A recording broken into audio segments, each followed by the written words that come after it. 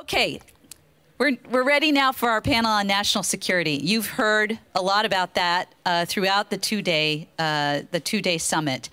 And I am personally very, very pleased and grateful to Richard Fontaine for joining us here to lead this conversation. Richard is the president of the Center for a New American Security, and previously was a longtime foreign policy advisor to John McCain. When you heard me speak earlier about that campaign around the McCain Amendment and how challenging it was, and the guy who was leading it from the behind the scenes from Senator McCain's office was Richard.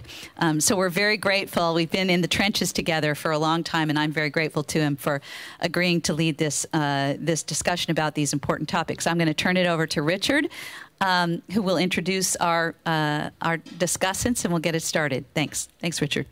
Thank you, Elisa. Is my microphone projecting here? No, it is not. Now it is. Okay. My microphone is projecting, so we can begin. Thanks, Elisa. It's a real pleasure to be here for the summit.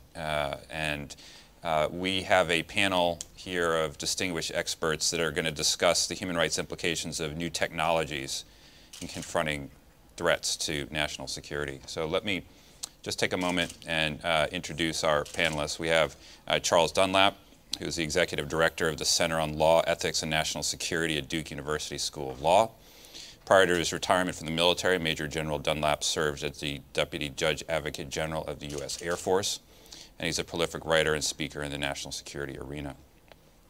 Mona Sutphen is Managing Director at UBS, where she covers geopolitical risk, macro policy trends, and their impact on the global economy.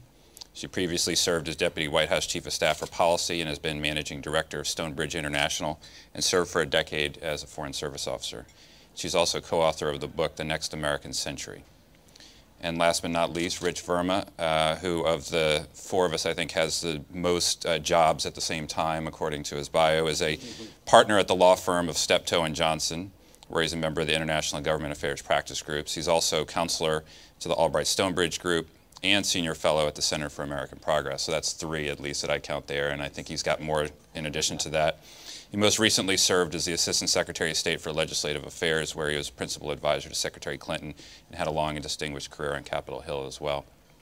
So you can see that we have a lot of expertise here on the panel, and we wanted to begin by having just a conversation about new technologies and national security. And when you start talking about this, the first thing that comes to mind is drones, and how drones have been used in both the Bush and the Obama administrations as a new tactic in the war on terror. And so we were discussing this before the panel, and there's a number of things about drones that make people feel sort of different about this tactic than airstrikes or other things that people might use. So maybe I can start with Charlie Dunlap and just ask, is there something new here about drones when we think about this, when we're thinking about the rule of law, their use in warfare, the applicable human rights norms at issue here? Is there something new here, or is this just another change in tactics? Well, let's just talk for a moment about the technology. The technology is technically new, but the idea of warfighters trying to engage the adversary beyond the range of that adversary's weapons is as old as warfare itself. Alexander the Great had 16-foot pikes at an era when everyone else had 12-foot pikes, and he had some success. At Agincourt, the longbowmen destroyed the flower of French knighthood by engaging beyond the range that the knights could bring to bear their weapons. And at the Battle of 73 Easting in the First Gulf War, American M1A1 tanks and British Chieftain tanks could engage at 2,200 meters against Iraqi T-72s that had about a 1,700, 1,800 meter range. So the idea of engaging beyond the range of the adversary's ability to strike is not new. That's been since time immemorial. I think that there are a number of factors that give people some discomfort about about drones. And this is the idea of the helplessness. I call it the Terminator syndrome. There's something deep in the human psyche that makes these kinds of weapons very fearful. A lot of people mistakenly believe they're robotic weapons. They are not robotic weapons. There's actually a human being involved. And I think also, and you used the right word, Richard, it's a tactic, not a strategy. And I think there are some people very legitimately concerned that it's being substituted for a strategy. It is one element. It is the one thing, if you remember from the materials that the Washington Post published anyway, that were seized from Osama bin Laden's lair, the one thing he was really concerned about was drones, because this really is eroding the adversary's leadership cadre and their ability to strike here. So it is a very effective weapon. It doesn't mean that there aren't issues with it, but I think that in terms of the human rights and international law realm, you can capture. I think that the administration has done a good job at laying out very broadly what their legal rationale is, and I think you can make that rationale under international humanitarian law, and they seem to be also having an international human rights law rationale as well. But it's obviously very fact-specific and subject to some criticism.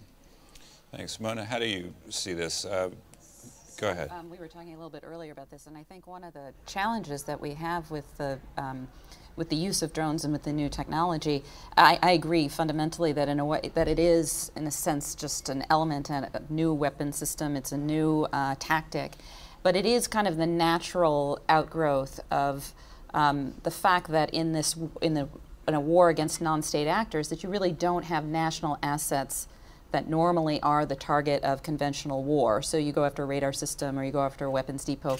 That is missing, and so in a way you can see the technology really was designed to meet the need. And that makes, I think, a lot of people understandably queasy, because it goes really against the grain of what we've been conditioned to think war is about, which is really a state-led conflict. And this obviously fundamentally is not that. And so I do think it raises there are some process questions that it raises, certainly. We can talk about that in a little bit. I think one area that I think is just kind of brave new world that we're going to step into is the use of the technology in conflicts that have a civilian nature to them, regular civil conflicts. And you can see places where there is a terrorist element, but it's nestled in a broader traditional civil conflict, either in places where the government is weak or places where there are just tribal factions and the like. It raises all kinds of new and profound, novel, both legal questions, procedural questions. And when people talk about this a lot, I remind people the program in a place where we've spent hundreds of billions of dollars in a war effort, and the intelligence that undergirds the use of the program in the first place, of the weapon in the first place, that is really a sui generis situation. Right? Very rarely would you have the level of information as well as the technology in pretty much any other place of the world, So it will be an interesting question to see, is this really usable in other contexts in the same way as it has been, say, in the Fatah? Rich, I'd like your thoughts on this, and also, would we be having this conversation if we were just talking about airstrikes? Is there something about this technology, this new technology specifically? Yeah. No, I think this is different, and first let me say, obviously, we're all kind of speaking on our personal views, and I didn't work on these programs, so the standard disclaimer up front. So let me say first, I think this has been an important technological development, and I think it has made Americans safer overall. I would say that up front. Secondly, I think the legal basis for the drones is sound. I've heard Harold Coe talk about it, and Jay Johnson and others, and so the targeting process, the use of them, how they're used, how it's actually kind of carried out. We've heard very detailed explanation by Harold Coe about the process of targeting and the application of the laws of war. And I know how seriously people take their jobs on this. Just as a young judge advocate growing up in the Air Force, when Colonel Dunlap and I serve together. You know, teaching the laws of armed conflict, targeting proportionality are so important to our culture, to our military, to our government. So I am actually very comfortable with how seriously people take this. I think there are legitimate questions, though, and I think the questions are about whether there are adequate checks and balances on the use of the technology. And I think it's something we should think about, because right now, you know, this is kind of exclusively an executive branch tool that's used, understandably, in conduct of warfare to go after al-Qaeda and its affiliates, lawfully as a result of the attacks on September 11th, as a result of the authorization to use military force that Congress provided, the various UN resolutions. So I'm not worried about the legal footing. I am worried, however, that one day there may come an administration where I may not know the individuals involved. I may not, in fact, agree with the policies of the administration, but it would be nice to know that I didn't have to worry about the personalities or the political philosophies, and you could ensure that we actually had a system that was set up to withstand the different administrations that may come in the future. And that system may be one where we do need some more interlocking parts, some more congressional oversight, perhaps even a role for the judiciary. I don't know what that would be, but I think it is such a powerful tool, and one where greater transparency and greater oversight may actually add to its legitimacy. So I do think it's something that should be discussed. Charlie, could I jump in there? Yeah, can I also ask about this question about judicial branch oversight? Some people have talked about a FISA court-like court that would be set up for targeting and so forth. If this is something we're going to be doing indefinitely, we're going to define the whole world as a battlefield and us at war indefinitely, should there be a place for the judicial branch? I really don't think so. And if you read the Supreme Court decisions, I think that they're pretty unanimous where they say that this is an area, you know, the tactical use of weapons that courts are particularly incompetent to address. They are not military commanders. They're not trained or schooled to make those kinds of decisions. Not to mention the timeliness issue of these kinds of things. That's not to say, I do agree with my colleagues that especially as we look towards the future, I think there's many things about technology and about the war on terrorists that we're going to be in forever that we need to institutionalize some processes. We do need to keep a couple things in mind. Our adversaries will go to school on whatever process we put out in the public. For example, you remember when NATO announced that they weren't going to drop a bomb if there was any civilians around. And I think one of the later representations was, even if there's just one civilian there and there's Osama bin Laden, we're not going to drop a bomb. Well, our adversaries went to school on that. And when General McChrystal came to Afghanistan and put the kibosh almost entirely on airstrikes, 1 year later we saw civilian casualties ramp up 31%. In addition to NATO casualties went up very significantly to an all-time high. So we have to understand what adversaries are going to do in terms of the visibility of the process. But I agree, and this is not just in the area of drones. I think many things, most of our, when you look at the judicial aspect of things that we've done, it's always been, you know, an endpoint. And so it was a temporary measure. We're now in a situation where we're going to be looking forever. So there's many things that I think we need to take a hard look at, including the use of technology, surveillance technology and so forth, and how it's migrating. And drones are not the only thing we need to be concerned about. Yeah, I actually think some kind of judicial review process may make sense, constructed properly. I agree with the real-timeness of it, so I don't know if it's the right, that you'd have, say, a judge or a court looking at ultimately target sets or anything like that. But I do think you need the possibility of having a third independent, third-party judgment on the use of this technology going forward, keeping in mind that all along we're setting precedent, and one day there will be some other country that has this technology, most likely. and that we want to be able to have both a safety valve, some mechanism that allows this to come up for review. Maybe not in every single iteration of it, but that there is that safety valve there. And the other place I think there could be, and I do think there is already obviously some congressional oversight, but the kind of traditional after-action review you have that's part of the normal system, I think a lot of this, because it is novel technology, has been borne up by just practice.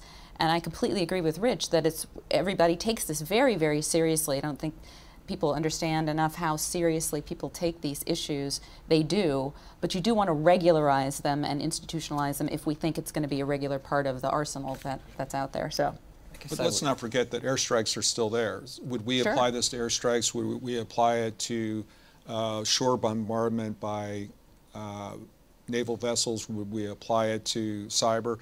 If we get the courts involved in telling us, in passing judgment on essentially military judgments. But I do think maybe if we want to take a look at this for the reasons Mona says that we're in this long, maybe an after action kind of thing, when we have an incident, you have some kind of judicial inquiry or so forth. That might have some viability if it's, you know, outside of the traditional state-on-state. But I guess I would say it's not just about checks and balances from the other branches. So whether the judiciary makes sense or not, it is also about systematizing, institutionalizing, having an actual code of practice for when this tool is actually used. Because just in our brief discussion, we've talked about maybe it's used in kind of counterinsurgency situations. Maybe it's used forever. I heard a quiet gasp from the human rights audience here in the room.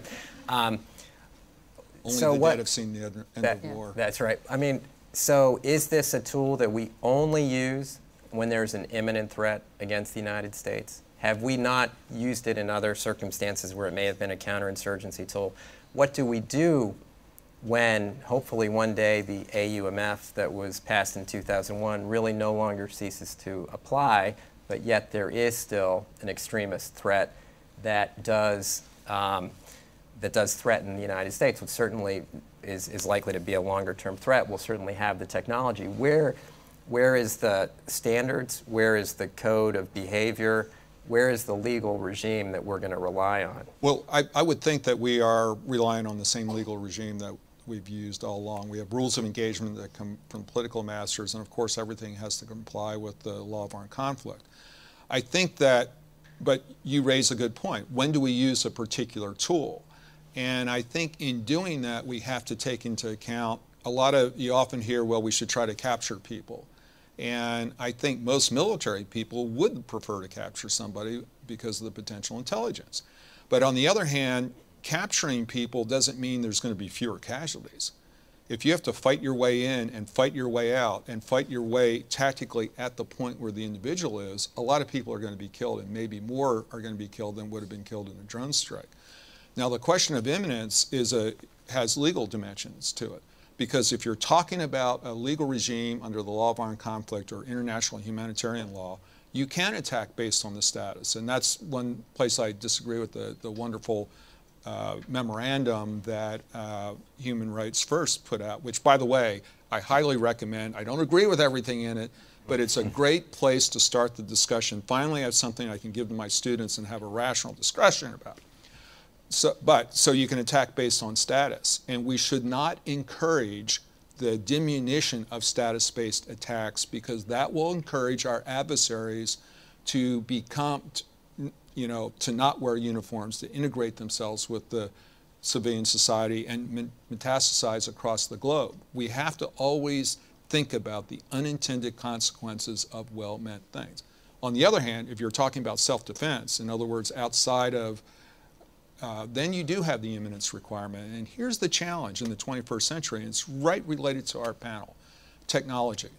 Because technology has empowered small numbers of individuals to cause great destruction, to what extent, and I think Brennan talked about this in one of his speeches, to what extent do we need to reevaluate the traditional legal notion of imminence to take into account the terrible effects that not seizing that window of opportunity, even though it may not meet the traditional imminence test of Caroline and so forth. I personally think that it's fact specific, and if the technology and potential is there to cause a very terrible event, then we have to seize the opportunity when we have it. To go back to the process question for a moment, does any of your view on what that process should look like, including whether or not it should include a role for the judiciary, change if we're talking about an American citizen who's being targeted? I mean, it does, at first blush, it seems a little strange that we would say you can't be surveilled unless as an American citizen unless a court says it. Surveilled. But you could be targeted without a court saying it. Well, number one, you don't need a court before you get surveilled. If you know anything, national security letters, you know, they don't need a judge to approve gathering in who you send emails to and a lot of other kind of data. But I do think that we shouldn't incentivize adversaries to recruit American citizens so that it will be more difficult to target those particular individuals. I don't think that's the incentive that we put out there.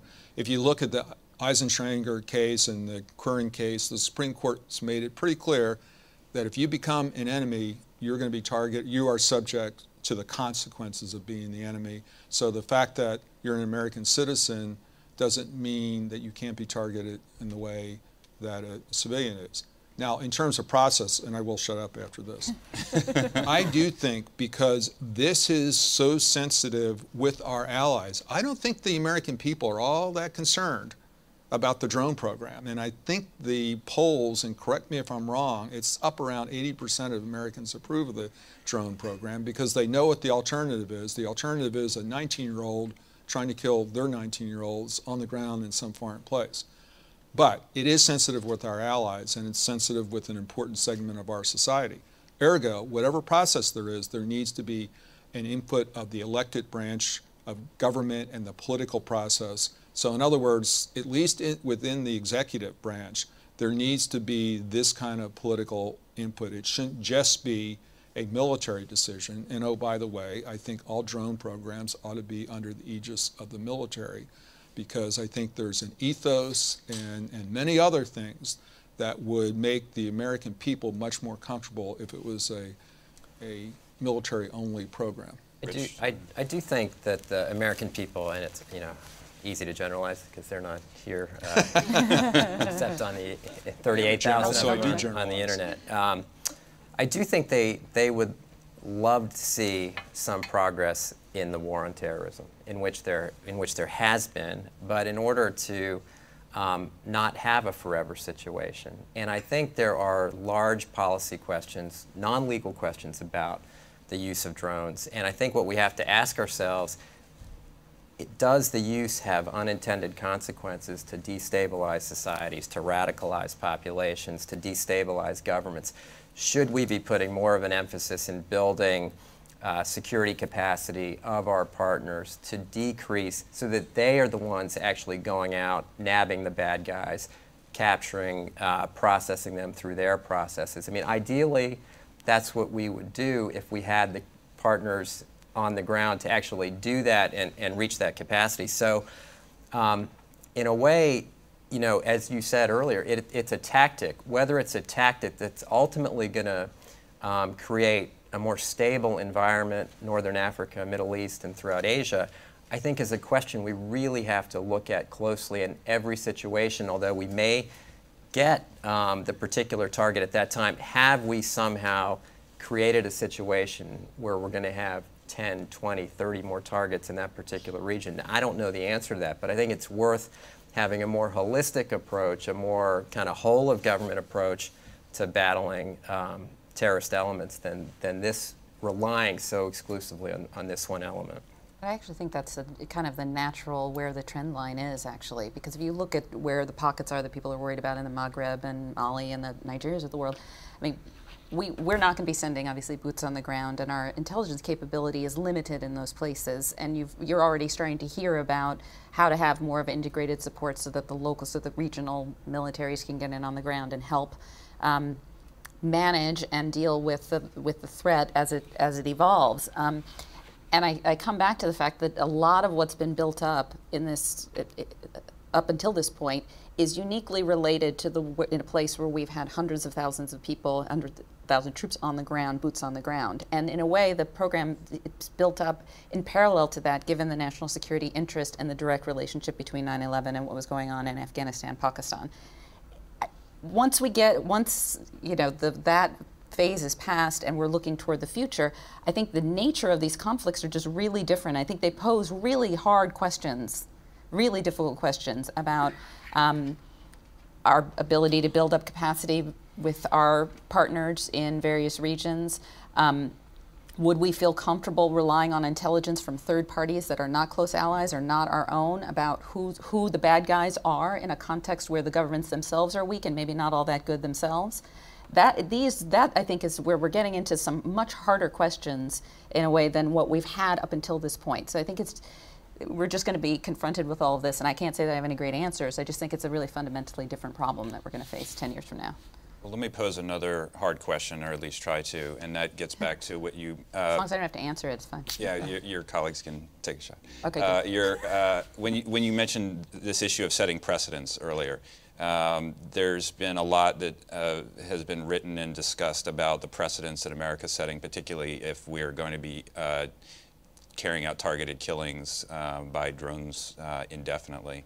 How do we manage this in a way that doesn't say that we want to give a green light to China to kill dissidents or the Uyghurs that are in Afghanistan or Pakistan or the East Turkestan Islamic Front, or the Uyghur in Houston, if the whole world is a battlefield and this person is threatening to destabilize this country? I mean, how do we make these distinctions between what we want to do indefinitely and what we want them not to do at all? Well, part of the answer is, number one, the technology that has left the station. I think there's 70 countries that are developing drones, and the technology is not all that complex, which is another reason you might have heard the Air Force is ratcheting back on its drones, because none of the drones that we have is survivable in real combat. The drones that we have now are only for a permissive air environment. A World War II plane could shoot down most of the drones that we have. So I think that is going to be kind of a natural constraint on the development and use of drones. And in terms of where our adversaries have them, absolutely. Will we have to build defenses against them? Yes, we will. And will other people use them in a similar way? I don't think that I think we have a relatively constrained use of them outside of the hot battlefields. I know people disagree with that. But even if we cut it in half or a third, it's not going to really affect the behavior of a China or a Russia or a major country like that.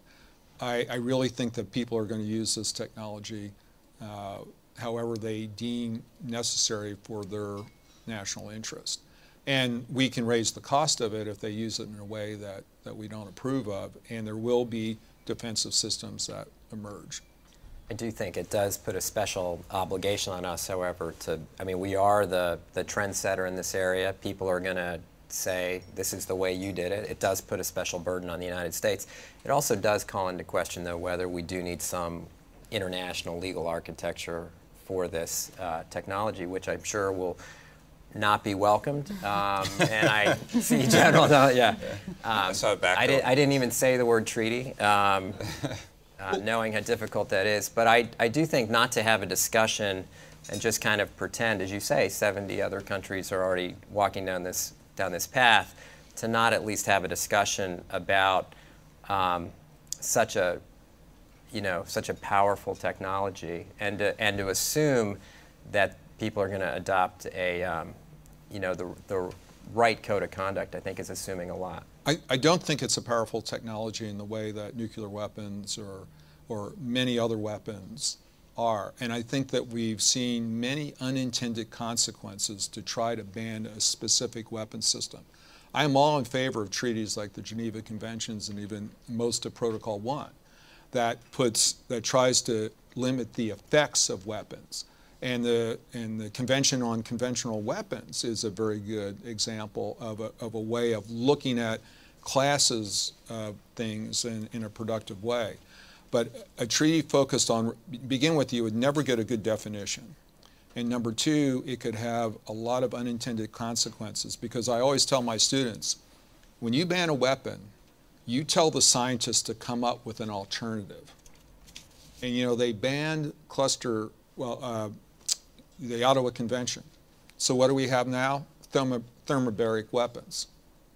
You think a thermobaric weapon is a nicer way to die than through a mine? I don't think so. Yeah, and I don't think I'm talking about banning. And in fact, I started my remarks by saying I actually think the technology has made America safer. So it's a matter of trying to figure out how to go forward with our allies and partners, frankly, with our adversaries, to set some international norms and standards. It's actually very similar. I mean, there are red lines in proportionality. It actually dovetails into the cyber conversation, because I think right now we're in a situation, we're the only ones with the technology. Eventually there will be others. There will be the natural impulse of the bureaucracies to have a discussion about really what proportionality is in this context, what red lines can be defined in this context, so that behavior outside of the norms can be defined properly. And I think right now there's not a lot of impulse for it, because there's nobody to have the conversation with. And I do think just my friends from Human Rights First would say that the architecture exists, and that you don't need to reinvent the laws of war that have worked so well for so many years. So I want to represent their views as well. And I think what's interesting is this technology, the drone technology, is not one that nation states particularly are going to be concerned about, because they are very vulnerable to pretty low-tech anti-aircraft systems. That's a different kind of problem than you have with a system that isn't as vulnerable and is being used. And particularly, it's different with non-state actors. See, that's the issue. It's being used against non-state actors, principally. And so how you can create something that those adversaries would even begin to adjust their behavior, for example, not embed themselves with non-combatants, not embed themselves with children and other people who are very vulnerable. I don't think we've had much success in controlling their behavior. When you look at the UN assistance mission to Afghanistan, their semi-annual reports, you know, occasionally the Taliban will come out with something under Islamic law, you know, don't kill civilians and so forth. But it hasn't, even the UN says it really they haven't seen that manifested in behavior which has been made civilians safer. So I don't know that we can affect their behavior, our adversaries who are currently the targets with international treaties or agreements. Well, I want to get to other technologies with the time remaining that we have, including cyber. But let me just ask one last question that anyone who wants to answer on drones, at the risk of making people gasp in the room, or maybe because we might be able to. Do you think that the United States will be carrying out targeted killings by drones 10 years from now? 100%. All right, so we got 1%.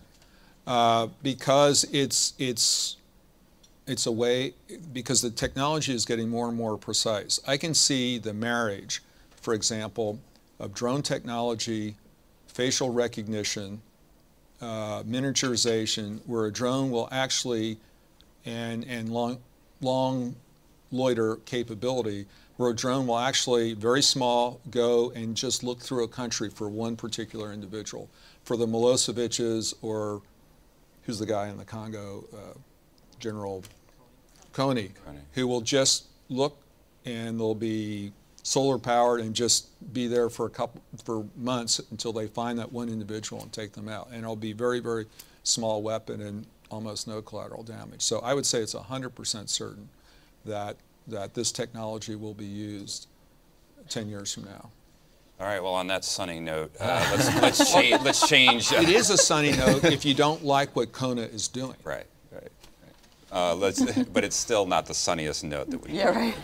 Killing another human being is never exactly.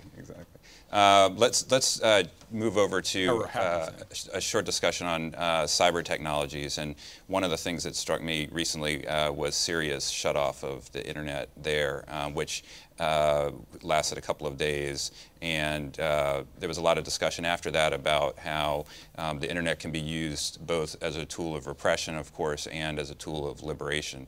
The same technologies that dissidents are using to express their views and get news to the world, and that rebels are using to organize and protesters are using to organize demonstrations, can be used to hack Facebook accounts and find out who your friends are and things like that.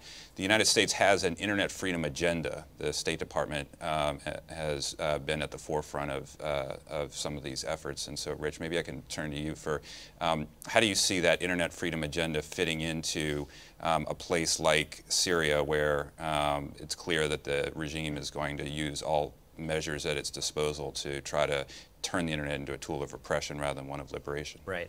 I think what Mike Posner and others, Samantha Power at the White House, have done with internet freedom is critically important. I think, you know, as much as we lament kind of some of the risks to technology and some of the problems with technology, the fact is technology is now empowering millions of people across the world that haven't been empowered before. You know, the spark that set the Arab Spring moving was a man in Tunisia who set himself on fire, and that message and that video and that went viral across to millions of people. Social media used the platform like never before. And more importantly is that governments now understand that they can be held accountable in ways that they were never held accountable before. So acts of repression, acts of abuse that might have been carried out in the darkness of night that no one would know about, one cell phone video or one cell phone picture can be transported instantaneously to millions of people. And frankly, oppressive regimes are fearful of that technology. They know it's going to create greater accountability on them. It's going to create less freedom of action for them to move and to move into kind of repressive abuses. So what we see are these governments fighting back, and they're fighting back in a hard way. And we need to fight back as well. We need to give the people on the ground the tools. We need to get the circumvention technology deployed. We need to make sure governments can't block. Now, this gets very tricky because of privacy concerns, because ultimately these are tools that the people should have, and governments shouldn't be necessarily setting the standards. But we've got to arm the people with the tools that they need to fight back against repressive governments. Yeah, Mona, do you want to? I was just going to say, I think it's probably the most important development for the human rights community globally since I've been in the field, by far. Just the ability of like-minded people to get together and communicate independently without now the days with governments trying to surveil it, but really in ways that are relatively easy to circumvent. And you're seeing this cascade through a whole governance agenda and into economics. I see it all the time that it's increasingly used as an anti-corruption tool. It has profound consequences. It has downsides, right? And the same time, we have to push really hard to get this in the hands of people who need it to be able to organize and really change profoundly the direction of the countries that they're in, change the direction of the countries that they're in. The challenge with it is that it also inherently has lots of risks, right? So our openness is also a source of vulnerability. And the same technology, the circumvent technology, can be used to attack the United States or our allies in various ways, either state-sponsored or otherwise. And we just have to recognize with this comes a lot of downside that we're not great at managing. There's nothing really bad has happened yet, but you can hear kind of the clock ticking in the back of the mind. And we have not, I don't think, really grappled with anywhere near as much as we have, say, in the drone context, with issues like attribution and what's proportionality and what isn't, is something that takes down the telecommunications system. What is that exactly? Or there's a glitch in it. It's not really would you consider that an act of war by a proxy or a non-state actor? And how do you respond to that? So I think it opens up a whole host of questions, while at the same time I feel more strongly than ever that it's an essential tool that has to get out and propagated throughout globally for people. Charlie, I know you want to jump in, but I also want to turn to the audience for Q&A. So can you hold your thought for 1 minute and then wrap it into your, I know it's going to be difficult, and then wrap it into the Q&A, otherwise Lisa will hit me over the head somewhere. So, audience members, if you have a question, just signal me, and yeah, let's start over here, and please tell us who you are and your affiliation. Hello, my name is Jeremy Scott. I'm from the Electronic Privacy Information Center. And I just wanted to ask about the discussion about drones making it safer. It seems the perspective is short-term. It seems to be a lack of discussion of long-term, whether it makes us safer. And with respect to new technology generally, particularly drones, it would seem that they might lower the bar for confronting national security issues, in the sense that it's easy to send a drone. It's much harder to do a war against a country. And this might actually draw focus away from like this systemic issues in U.S. policy, where we might get away from diplomatic efforts or undermine our diplomatic efforts with drones and new technologies. And I just wanted the panel to discuss that. Well, if I could jump in real quick, I think that's a very legitimate question, but I never saw that with decision makers, even civilian decision makers. They're very conscious that they're killing other human beings, and so there is that sensitivity. Does it mean that we will have the opportunity to use force when we might not have because U.S. interests didn't seem as prominent? Maybe, and maybe the Janjaweed might not have gotten away with what they got away with in Darfur. Maybe Rwanda wouldn't have happened. There's a lot of these guys are pretty brave, you know, slitting the throat of an infant. They're not so brave when a drone is hunting them, and that they have to worry about that. So I think it can work both ways. I would be surprised if we started willy-nilly using drones, but I do think it gives us an opportunity to use force in places and under circumstances that we might not have and use it productively. But you have the right question, and you need to keep that fire lit on that particular issue. Okay, over here, this gentleman.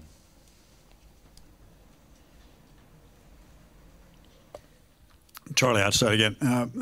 I can't believe we're talking about using drones as assassination tools, and as though that were okay under the rule of law. Well, 10 years hence, 100% going to go hunt people down before they've had a trial or anything else, just because we think they're bad people. Or we're going to preemptively strike them because we think they're bad people.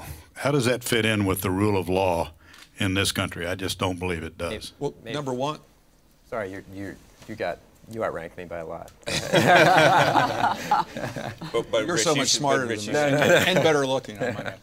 No, I'll go through the Harold Coe analysis, and then you have written books on this, literally. So, you know, targeting Al-Qaeda and its affiliates is allowed under the laws of war. The Congress gave the administration, prior administration, authority, the authority to use military force in 2001.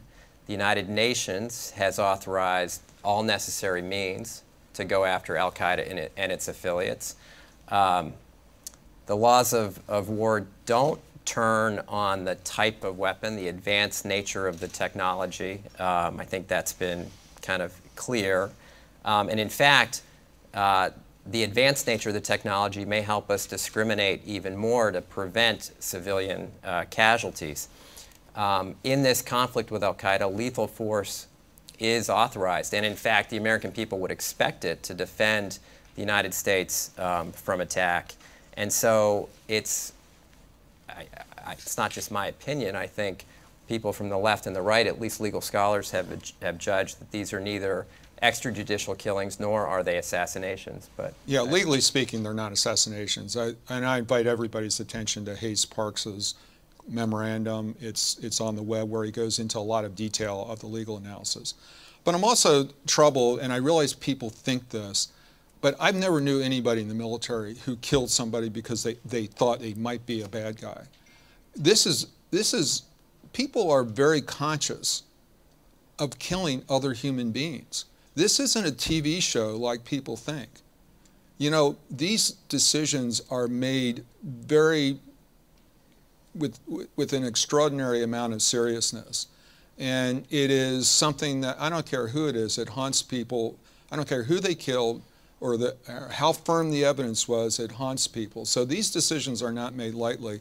And I really reject the suggestion that we're killing people because they might be a bad guy. That's just not the way it works. It may seem that way from television programs or something, but that's not the way it works in the real world, at least in my experience. And maybe others have had different experiences. But you spoke about Milosevic, which would be a thing of the past. You spoke about people in Darfur who are cutting throats and so forth, and I acknowledge those are all bad people. But until they've been brought before a tribunal or some sort of rule of law and judged to be people who are worthy of assassination or killing, then we should not do that, especially preemptively. I think that even if you're operating under international human rights law, you can use force to stop somebody from slitting the throat of an infant.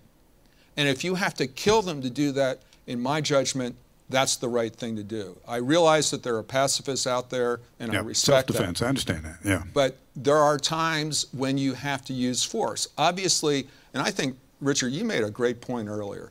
We ought to be looking, remember, this is a tactic. We're trying to stop the bleeding with this tactic. What we really need to do is empower, develop and empower indigenous forces so that they can use police actions, as you're suggesting, instead of having to be at the last resort where we got to use force to stop a crisis from happening. I do think we have to be careful, though, because the analysis that I provided to you was based on Al-Qaeda and its affiliates, and I think what General Dunlap is talking about is a possible expansion into other areas, which, one, has not been done, has not been used, has not been authorized, but I think you're right to say that that's potentially Yeah, I think that we should always use force to protect the innocent and helpless if that's what we have to do to stop it from happening.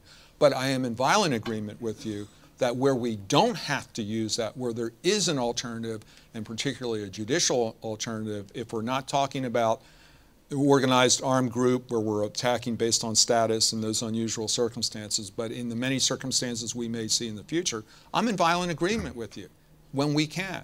But I don't think that we should sit by and let horrific things happen if we have a tool that can prevent it.